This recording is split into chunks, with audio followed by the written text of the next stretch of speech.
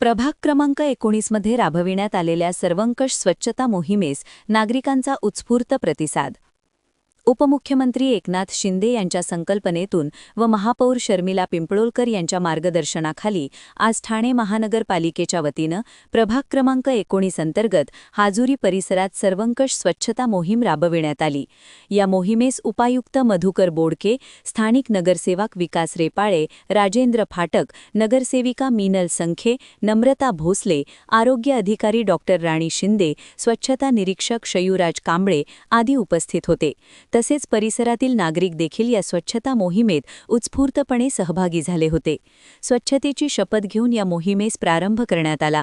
सकाळी प्रभाग क्रमांक 19 अंतर्गत संकल्प चौक, रघुनाथ नगर, हाजुरी, जिलानीवाडी, नयनवाडी चौक ते JK bakery, Arjuna park, Noori road, green road, Pappu Dhaba ते सुर्वेवाडी, हनुमान मंदिर ते मस्जिद मार्गे, एकवीरा देवी मंदिर परिसरात डीप क्लीन ड्राईव्ह कार्यक्रम यशस्वीरित्या राबविण्यात आला। या मोहिमेदरम्यान रस्त्यावर साचलेला रॅबिट कचरा, माती व अन्य घनकचरा उचलून स्वच्छता करण्यात आली। तसेच रस्ते पाण्याने स्वच्छ करण्यात आले। महापालिकेचे सुमारे 150 कर्मचारी, फायलेरिया विभाग, गार्डन विभाग, मलनिस्सारण विभाग, 4 आर्यन वाहने, अतिक्रमण तसेच नौपाडा प्रभाग समितीचे लक्ष्मण पुरी यांनी देखील सक्रिय सहभाग नोंदविला। अस्वच्छता करणाऱ्या तसेच रस्त्यावर कचरा टाकणाऱ्या व्यक्ती व आस्थापनांवर दंडात्मक कारवाई करण्यात येऊन ₹12,000 इतका दंड वसूल करण्यात आला। यावेळी उपमुख्य स्वच्छता निरीक्षक राजेश वळवी, प्रवीण बनोटे तसेच स्वच्छता निरीक्षक कांतीराम गायकर, लतिकेश गाडेकर, विशाल खांबे, पंकज साळवे, सुभाष जमधाडे, अमित मोते हे कर्मचारी उपस्थित होते। ब्युरो रिपोर्ट, जनादेश। आपली माणसं, आपला देश, पाहत रहा जनादेश। भरती प्रक्रियेबाबत अविनाश जाधव यांनी घेतली आयुक्त सौरभराव यांची भेट।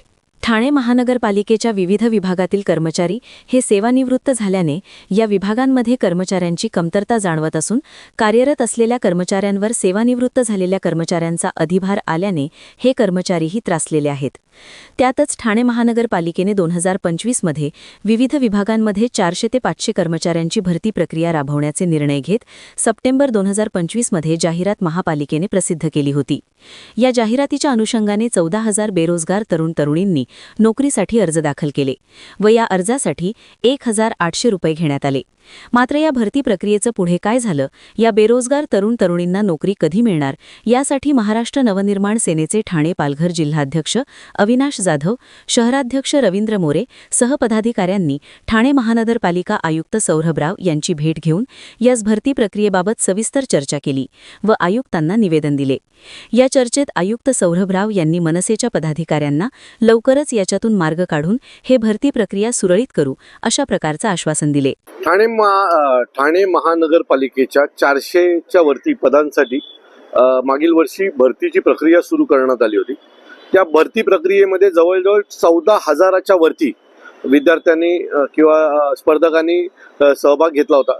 14,000च्या वरती या सर्व उमेदवारांनी ₹1,800 असे त्या अर्जासोबत भरले होते आणि मागील 7-8 महिन्यापासून या सगळ्या प्रक्रियेला पूर्णपणे स्थगिती आलेली आहे। तो आज आम्ही आयुक्तांना भेटलेलो आहोत। तुम्ही करोडो रुपये फक्त अर्जाच्या नावावर जमा केलेले आहेत, तर या मुलांचं पुढे करणार काय? कारण त्यांचं वय होतं, अनेक मुलांचं वय एकदम कटलं असतं आणि ते जर 6 महिने जर असे वाया गेले तर त्यांची जी वयाची मुभा आहे ती संपली जाते। आयुक्तांनी मला आता शब्द दिलेला आहे की पुढील 2-3 दिवसात या प्रक्रियेला आम्ही सुरुवात करू। ज्यांचं वय आमच्याकडे ज्या दिवशी अर्ज दाखल झालाय त्या दिवसापर्यंतचं त्याच्या वयाची अट ही आम्ही मान्य करू। सो मला असं वाटतं की पुढील 2-3 दिवसात ही ठाणे महानगरपालिकेची भरती प्रक्रिया आहे ती सुरुवात होईल आणि या 14,000 विद्यार्थ्यांना न्याय मिळवून देण्याचं काम आम्ही नक्की करून देऊ। तुम्ही विचार करा ना, 400 पदांसाठी माझ्याकडे असलेला आकडा 14,000 आहे। आयुक्तांनी तर मला सांगितलं खूप मोठा आहे, बरोबर आहे, आणि त्याच्यामुळे त्यांना वेळ होतोय असं त्यांचं मत आहे। जर 400 पदांसाठी एवढे अर्ज येत असतील तर तुम्ही विचार करा आपल्याकडे बेकारी किती मोठ्या प्रमाणात आहे.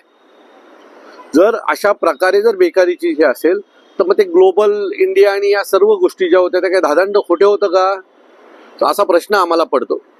आता जे काय आमच्या हातात आहे त्याने ठाणे महानगरपालिकेची जी 400-450 पदाची जी काय भरती आहे ती भरती पूर्णपणे व्यवस्थित राबवून घेण्याच्या पाठी महाराष्ट्र नवनिर्माण सेनेचे सहभाग असेल आणि ही प्रक्रिया व्यवस्थित पार पडावी, इथल्या मुलांची फसवणूक होऊ नये यासाठी आम्ही पूर्णपणे आयुक्तांच्या सोबत राहून काम करू. मला असं वाटतं की ज्या कंपनीला हा ठेका दिलाय, काम दिलेलं आहे, त्या कंपन्यांकडे महाराष्ट्रातल्या विविध महानगरपालिका, विविध संस्था यांच्या स्पर्धा परीक्षांचं काम हे पाहतात आणि त्यांच्या कॅपॅसिटीच्या ते बाहेर गेलेलं आहे.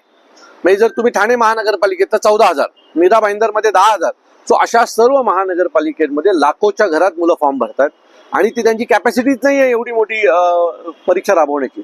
माझी विनंती आहे की या परीक्षा ज्या आहेत ते महानगरपालिकेच्या लेवलला राबवल्या गेल्या पाहिजेत, जेणेकरून स्थानिक मुलांना पण न्याय मिळेल आणि ही प्रक्रिया आहे ती व्यवस्थित पार पडेल. नाही तर कुठेतरी मुंबईला कोणीतरी बसतो आणि ठरवतो कोणाकोणाला घ्यायचं, तर हा त्याच्यावर अन्याय आहे.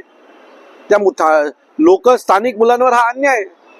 सो ही प्रक्रिया महानगरपालिकेच्या आयुक्तांच्या नेतृत्वात राबवली गेली पाहिजे, जेणेकरून स्थानिक मुलांना यात न्याय मिळेल. ब्युरो रिपोर्ट, जनादेश. आपली माणसं, आपला देश, पाहत रहा जनादेश. सर्व नागरिकांना आवाहन करण्यात येत आहे की सध्या डासांमार्फत पसरणाऱ्या डेंग्यू या आजाराचा प्रसार रोखण्यासाठी प्रत्येकाने पुढील प्रमाणे कार्यवाही करावी. डेंग्यू आजार एडिस इजिप्ती हा डास चावल्याने होतो. या डासांची पैदास साचलेल्या किंवा साचवलेल्या स्वच्छ पाण्यामध्ये होते. 8 दिवसांपेक्षा जास्त दिवस पाणी उघडे व साचून राहिल्यास त्यात डास अंडी घालतात. अंड्यांच्या अळ्या तयार होऊन पुढे डास तयार होतात. यासाठी आपल्या घरातील पाणीसाठे, उदाहरणार्थ बॅरल्स, पिंपे, टाक्या, हौद, रांजणे इत्यादी दर आठवड्याला रिकामे करून घासून पुसून कोरडे करून पुन्हा भरावे. 1 दिवस कोरडा दिवस म्हणून पाळावा. पाणी साठ्यांना घट्ट झाकणे बसवावीत किंवा जुनी साडी, चादर, धोतर यांनी बांधून झाकून ठेवावीत, म्हणजे डास त्यात जाऊन अंडी घालणार नाहीत. घराच्या गच्चीवर, आजूबाजूला, अंगणात कोठेही पाणी साचू देऊ नये. भंगार सामान उघड्यावर टाकू नये. उदाहरणार्थ टायर्स, प्लास्टिक सामान, कुंड्या, टाकाऊ वस्तू इत्यादी. अशा सामानात पावसाचे पाणी साठून त्यात डेंग्यूच्या डासांची पैदास होते. घरातील कूलर्स, फ्रीजच्या पाठीमागील ट्रे हे देखील वेळोवेळी कोरडे करावेत. लक्षात ठेवा, नुसत्या फवारणीने डास घनता कमी होत नाही, तर त्यासाठी डास पैदास ठिकाणे नष्ट करणे ही आपल्या सर्वांची जबाबदारी आहे. कोणताही ताप अंगावर न काढता जवळच्या शासकीय रुग्णालयात मोफत औषधोपचार घ्या.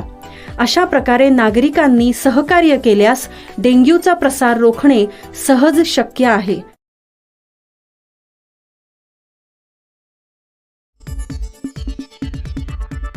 आपली माणसं, आपला देश, पाहत रहा जनादेश.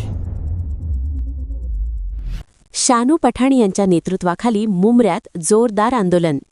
सन 2014 मध्ये मुस्लिमांना दिलेले 5% आरक्षण रद्द करण्याचा निर्णय महायुती सरकारने घेतला आहे.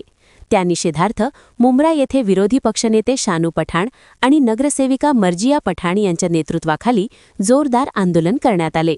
याप्रसंगी शानू पठाण यांनी मुस्लिमांना आरक्षण न दिल्यास तीव्र आंदोलन छेडण्यात येईल असा इशारा दिला. काँग्रेस आणि राष्ट्रवादी काँग्रेसचा आघाडी सरकारने दिलेल्या आरक्षणानंतर प्रक्रिया सुरू करण्यात आली होती, पण आता राज्य शासनाकडून सुधारित शासन निर्णय प्रकाशित करण्यात आला आहे. आरक्षणाचा शासनादेश आणि परिपत्रक जारी करण्यात आलं असून त्यात आरक्षण रद्द करण्यात आल्याची माहिती देण्यात आली आहे. त्या निषेधार्थ दुपारचा नमाज अदा केल्यानंतर दारुल फलाह मस्जिद येथे हे आंदोलन करण्यात आले. मुस्लिम समाज शैक्षणिकदृष्ट्या अद्यापही मागास आहे. तसेच शासकीय नोकऱ्यांमध्येही मुस्लिम समाजाला प्रतिनिधित्व मिळत नाही. ते मिळावे यासाठी हे आरक्षण देण्यात आले होते. मात्र आता हे आरक्षण रद्द करून मुस्लिमांवर अन्याय केला जात असल्याचा आरोप यावेळी आंदोलकांनी केला. याप्रसंगी आंदोलकांनी सरकारच्या विरोधात जोरदार घोषणाबाजी केली. तसेच हातात मुस्लिम आरक्षण मिळालेच पाहिजे, महायुती सरकार हाय हाय असे संदेश दिलेले फलक घेतले होते. याप्रसंगी शानू पठाण यांनी सबका साथ सबका विकास अशी घोषणा देणारे हे सरकार भेदभावाचे राजकारण करीत आहे. एकूण लोकसंख्येच्या 18% असलेला मुस्लिम समाज सामाजिकदृष्ट्या मागास आहे. आर्थिक मागासलेपण असल्याने शैक्षणिक प्रगती होऊ शकत नाही. अशा स्थितीत हे आरक्षण रद्द करून अन्याय केला जात आहे. त्याविरोधात आमचा हा संघर्ष आहे, असे सांगितले. ब्युरो रिपोर्ट, जनादेश.